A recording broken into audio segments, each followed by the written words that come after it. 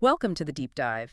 Today we are focusing on what sources are calling a really urgent environmental crisis.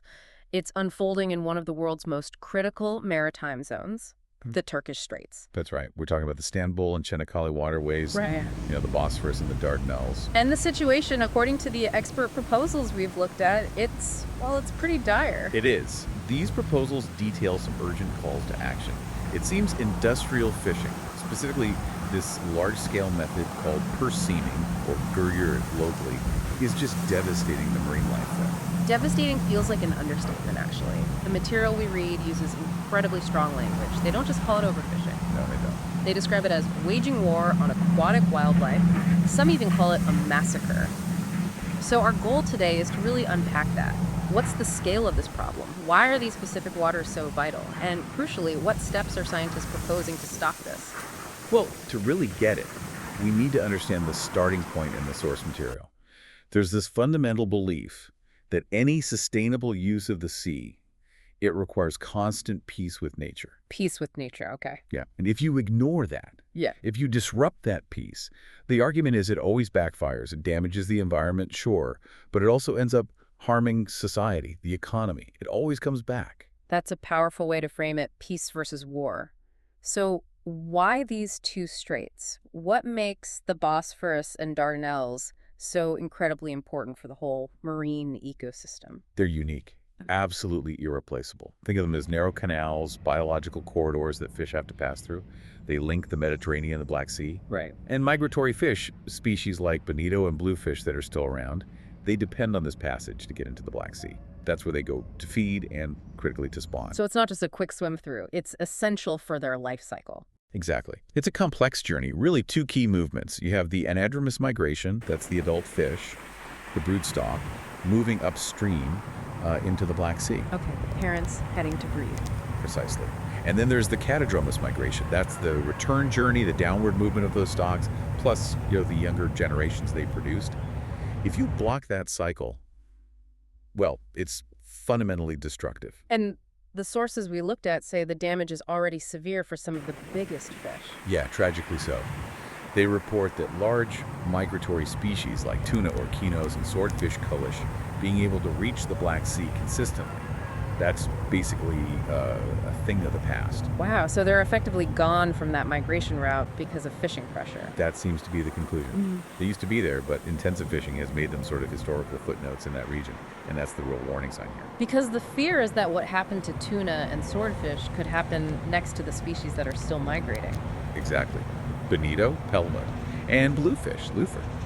They're still making the journey. They're commercially vital. But if these industrial fishing practices keep blocking the path, the experts fear they'll face the exact same fate. It's a pattern. So the main problem identified isn't just catching too many fish overall. It's specifically how this gurgur, the purse seine fishing, operates. It physically stops the reproductive journey. That's the core argument. It cuts off the Anas Bullock, the broodstock, before they can get to the Black Sea spawning grounds. And if the parents can't get there, Then the population simply can't replenish itself. These high-tech methods, used so aggressively right in these narrow channels, these choke points, they're actively stopping new generations from even being born and joining the fish stock. It's like cutting off the supply line. okay, that's a stark picture. Given that biological reality, what are the specific solutions being proposed? The sources mention very detailed spatial and temporal bands, not just general ideas, but actual map coordinates and dates. Yes, they're very precise, based on the science of the fish migration. They're designed to create safe passage zones. Let's start with the Çanakkale Strait, the Dardanelles. Okay. The proposal is straightforward. The strait itself must be completely closed to gurgur fishing all year round. No exceptions for that method within the channel. Inside the channel, Yeah. year-round. And does the protection extend outwards? It has to, yes. The Guide of Migrating Fish a Safe Approach.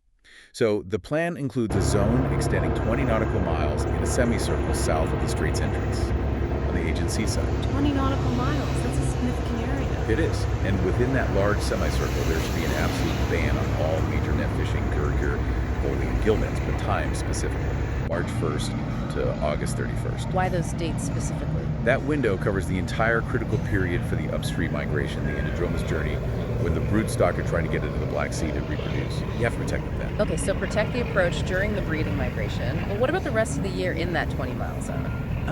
Here's where the proposal gets quite strategic, actually. It recognizes the economic angle, too. That same southern area, the 20-mile zone. It should be open to fishing from September 1st through to March 31st. Open. Why allow fishing there after protecting it so strictly? It's time for the return journey, the catadromous migration, or catabasia. The idea is to allow Turkish fishermen to catch the valuable fish stocks after they have successfully reproduced and are heading back out towards the Aegean. I see. So protect them on the way in to breed, let the population rebuild, and then allow a sustainable harvest on their way out, keeping the economic benefit within the country. Exactly. It tries to balance conservation with the national economy, capturing the resource once it's renewed. It's quite a nuanced approach for the Dardanelles. That makes sense. Now let's move north to the Istanbul Strait, the Bosphorus. It's even narrower, more constricted. I guess the restrictions need to be even tighter there. They do. The Bosphorus is seen as needing even stricter measures. First, a total closure to purse seine fishing along its entire length. Just like Çanakkale, no gurgur inside the strait itself, ever. Right, and protective zones at the entrances. Yes, but with slightly different dimensions and a much longer closure period. At the southern end, the Marmara Sea entrance, a 15 nautical mile restriction zone. At the northern end, the Black Sea entrance, 20-mile zone.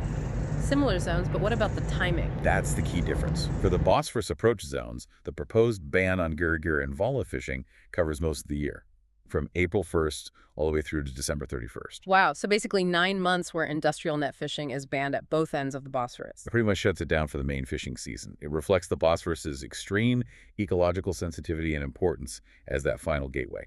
Is there any allowance for smaller scale fishing during that long closure? Local fishermen, perhaps? Yes, that's an important point of the proposal. During the winter months, specifically from November 1st to March 31st, less impactful, non-industrial methods should be permitted. Things like trolling, using long lines, pole and line fishing. So targeting methods that don't have the same broad, potentially destructive impact as the massive purse seine nets. Exactly. It allows for some traditional, sustainable harvesting by locals without compromising the main goal of protecting the migration and the deeper ecosystem. Okay, we've talked a lot about the straits themselves, these critical bottlenecks, but the sources also highlight a major problem happening just outside them, across the intercontinental shelf. This seems almost more insidious. It does. We need to understand what that is. The intercontinental shelf is defined as the shallow coastal area from the shoreline down to about 50 meters deep. 50 meters, so relatively shallow water. Yes, and biologically. Our sources call this zone the sea's most privileged area. It's where organic productivity is highest. It's the nursery ground, where young fish grow and develop. It's also where many bottom-dwelling fish reproduce. It's absolutely vital. The sea's nursery, and this is where modern fishing tech is causing huge problems, especially these gurgur nets. The scale of the technology is just staggering. These modern purse seine nets aren't small. They can be anywhere from 900 meters up to 1,600 meters long. 1,600 meters, that's nearly a mile long. Almost a mile long, exactly. And they can be deep, too, reaching depths of 125 to maybe 200 meters. Hold on. If the net is up to 200 meters deep, but you're using it in water that's only, say, 30 or 40 meters deep, what happens? That's precisely the issue. When these enormous nets are used improperly, or even just deployed in these shallow shelved areas, they don't just encircle fish in the water column. The lead line at the bottom drags heavily along the seabed. So it scrapes the bottom, a bit like trawling. Exactly like trawling, according to the experts, but potentially much worse because the scale is so much larger. They argue it causes greater harm than traditional trawling, which, ironically, is already banned in the Straits and the Marmara Sea. So this method, gurgur, when used in shallow water, effectively becomes a banned practice, causing continuous damage to the most biologically critical zone, the nursery grounds. Yes. That continuous scouring and habitat destruction in the crucial 0-50-meter zone is why these experts have explicitly classified purse seining, as practiced there, as harmful fishing.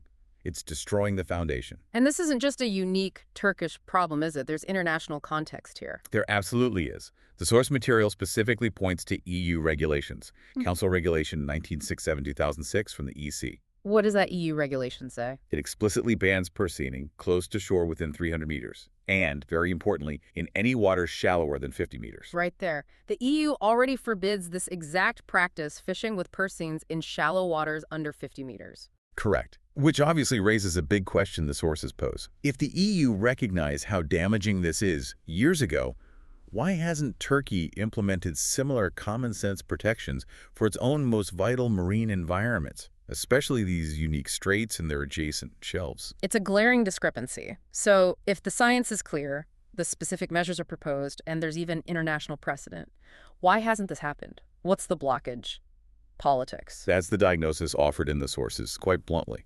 They point to decades, going back to the 1970s, of, let's say, significant political pressure. Pressure from who? From powerful fishing magnates, as the sources term them, and their political allies.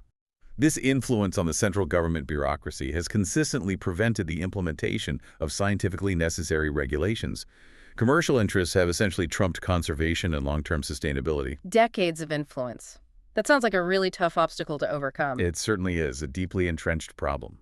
However, the experts writing these proposals see a potential window and opportunity right now. An opportunity how? They suggest targeting the upcoming regulatory cycle. Specifically, the preparation of the new 61 Fishing Regulation Bulletin that covers the years 2024 to 2027, and also pushing for necessary revisions to the main fisheries law, Law 1380. So use the formal process. But how do they propose to break that cycle of political pressure this time? With a very specific two-pronged strategy designed to counter that influence. Okay, what's the first prong? Academic unity. The plan is to get a single, jointly prepared declaration signed by all the relevant academic bodies, universities, marine science institutes, hydrobiology departments, everyone. A united front from the scientific community. What does the declaration need to say? It needs to state clearly, unequivocally, based on all the evidence, why closing the straits and the intercontinental shelf to good gag fishing is an absolute necessity, not just for fish stocks, but for the long-term national interests of Turkey. Creates a powerful, non-political baseline of scientific fact. What's the second prong of the strategy? Political leverage.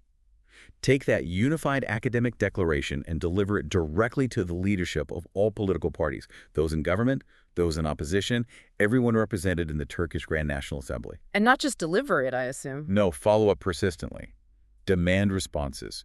Raise questions in Parliament. Make it a constant point of discussion. The idea is to use the scientific consensus to make the current destructive status quo politically difficult, maybe even impossible, to maintain. That's quite a plan. If it worked, if this strategy actually succeeded, what would the bigger impact be? Well, beyond the immediate environmental benefits, it could be a major institutional shift. The sources suggest it would finally free the regulatory bodies, the bureaucrats, from the intense political and industrial pressure they've faced for so long. Allowing them to actually manage the fisheries based on science. Exactly. It could lay the groundwork for a truly modern, rational management model for Turkey's marine resources, prioritizing long-term health and sustainability over short-term, often destructive profit motives. The sources basically say nature is being slaughtered right now, and this is the rational path away from that. This has been incredibly illuminating. A deep dive into what sounds like a critical situation with potentially devastating long-term consequences. The key takeaways seem clear. These straits are unique, irreplaceable biological highways. The current industrial fishing methods, especially grouped in shallow waters and choke points, are fundamentally undermining the future of valuable fish populations. Yeah. And the solutions, they're specific, they're geographically targeted, they're backed by science, and they even align with existing international standards like those in the EU. Absolutely. And you really feel the passion in the source material. The author or authors, they don't hide their stance. They explicitly say they are siding with nature, with science, and with those protective EU rules that already ban shallow water pursening. They're calling out what they see as decades of mismanagement and exploitation. It's quite powerful. And that leads us directly to the final thought they leave us with, a challenge, really, aimed directly at you, the listener. Yeah, it's a strong closing. The source ends with the question, Pekia kumle alem, busatın sonrasız kindinyalasınız, which translates roughly to, and now the whole world, who are you siding with? It's a call to consider the evidence. Exactly. We've laid out the data, the science showing the destruction in these vital birthing houses of the sea and the proposed path forward. The question left hanging is If action isn't taken now, based on all this knowledge, what will future generations think about the choices that were made, or perhaps the choices that were avoided today? That's definitely something to mull over.